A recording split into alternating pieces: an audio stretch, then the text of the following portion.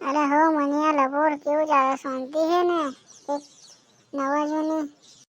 એટલે કન્યા લપોડ મને નવા જૂની હું હોય તારા જેવું થોડું હોય બધાને લપોડ નવરીને આવી ગયો છું તે પાછું અહીં કરી નાવા હારું નાવા એટલે તું શું કહેવા માંગે? આ કે તારું તલાવ નહીં આ તો કે મારું તલાવ હે